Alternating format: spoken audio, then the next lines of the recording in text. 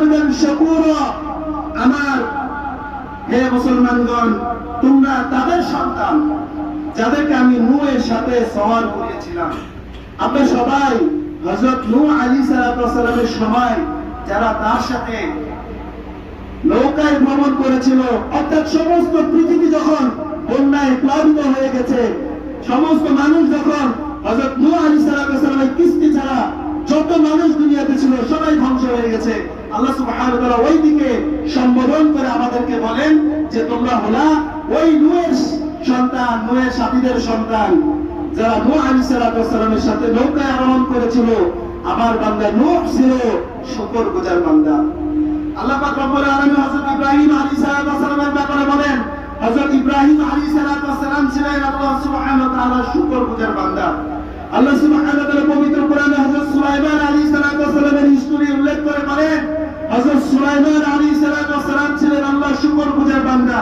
ছোট একটা কাহিনী, হযরত সুলাইমান আলাইহিস সালামের যে এক পিপীলিকার দল যখন সুলাইমান আলাইহিস সালাম তার সৈন্যবাহিনী নিয়ে কোন জায়গায় ভ্রমণ করতেছিল, তখন এক পিপীলিকার বাহিনীর সর্দার সে তার দলবলকে বলল, হে পিপীলিকার দল, তোমরা তোমাদের গৃহে প্রবেশ করো, অন্যথায় সুলাইমান ও তার বাহিনী অর্ধবেশারে তোমাদেরকে পিষ্ট করে ফেলবে।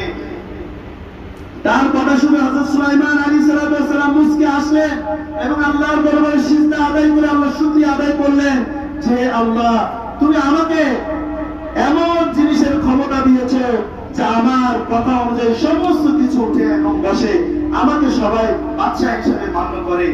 এরকম অসংখ্য কুরআন এবং হাদিসে যারা শুকরিয়া আদায় করে তাদের ব্যাপারে আল্লাহ সুবহানাহু ওয়া তাআলা ইরশাদ করেছেন।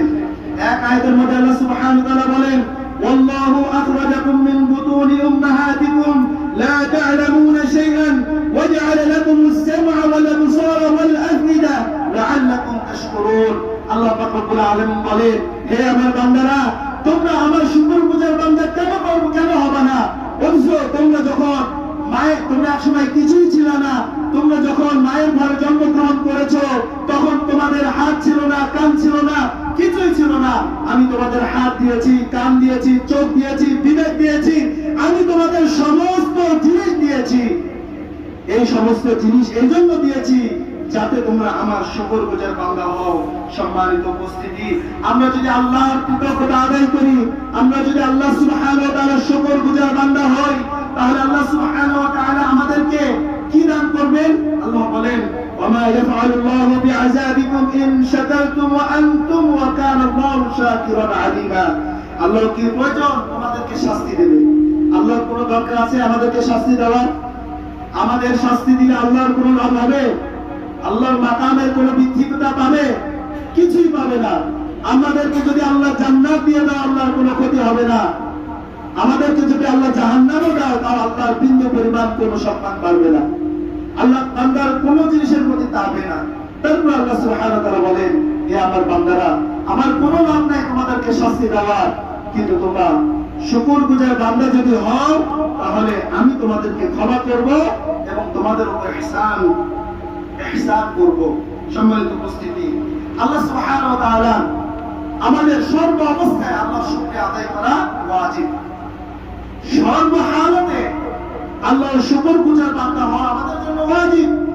আল্লাহ পাক রব্বুল আলামিন বলেন, আমাদের জন্ম থেকে মৃত্যু পর্যন্ত আমরা কত অসংখ্য নিয়ামতের ভেতরে ডুবে আছি। আল্লাহ সুবহানাহু ওয়া তাআলা, আমি দিব্য একটা মানুষ চলাফেরা করি, যদি আমার মাথায় আল্লাহ মাথা ব্যথা দিয়ে দেয়, ছোট একটা রোগ যেটা দেখা যায় না, এই মাথা ব্যথার কারণে মানুষ ঘুমাতে পারে না, বসতে পারে না, চলতে পারে না, কত একটা মারাত্মক জঘন্যতম রোগ। অথচ এটা দেখা যায়? মাথা ব্যথা দেখা যায়? দেখা যায় না। কিন্তু এই সামান্য রোগ যদি আল্লাহ আমাকে দিয়ে দেয়, আমার ঘুম হারাম হয়ে যায়, আমার অশান্তি হয়ে যায়। সুতরাং আমরা সর্বহালতে আল্লাহর শুকরগুজার বান্দা হতে হবে। সম্মানিত উপস্থিতি, আল্লাহ পাক রব্বুল আলামিন আমাদেরকে যে কত অসংখ্য নিয়ামত দিয়েছে, এই নিয়ামতের যদি আমরা একটা একটা করে গণনা করি আমরা শেষ করতে পারবো? আল্লাহর অসংখ্য নিয়ামতের গণনা করে শেষ করা যাবে? যাবে না। আল্লাহ সুবহানাহু ওয়া তাআলা বলেন, ওয়া ইন তাউদ্দু নি'মাতাল্লাহি লা তুহসুহা। আল্লাহ পাক রব্বুল আলামিন বলেন, যদি তোমরা যদি আল্লাহর নিয়ামত ভুলতে চাও তাহলে তা তুমি শেষ করতে পারবে না। আল্লাহ পাক রব্বুল আলামিন আরো বলেন, আলাম তারাউ আন্না আল্লাহা সাখারা লাকুম মা ফিস সামাওয়াতি ওয়া মা ফিল আরদ ওয়া আসবাগা আলাইকুম নি'মাতাহু যাহিরাতান ওয়া বাতিনা। তোমরা কি দেখো না আল্লাহ জমিন ও আসমানের সমস্ত জিনিস তোমাদের জন্য অনুগত ও বশীভূত করে রেখেছেন এবং তোমাদের প্রতি তার প্রকাশ্য ও গোপন নিয়ামত সমূহ সম্পন্ন করে দিয়েছে। এই জমিনে আসমানে সমুদ্রে যত নিয়ামত আছে সমস্ত নিয়ামত আল্লাহ সুবহানাহু ওয়া তাআলা মানুষের জন্য তৈরি করেছেন। আর এটা বাস্তব, আমরা এই সমস্ত নিয়ামত থেকে আমরাই তারাক্কিতে লাভ করি, আমরাই উপভোগ করি। সম্মানিত উপস্থিতি, এই জন্য আমাদের উচিত আল্লাহ সুবহানাহু ওয়া তাআলা নিয়ামতের শুকরিয়া জ্ঞাপন করা। আমরা কিভাবে নিয়ামতের শুকরিয়া জ্ঞাপন করব?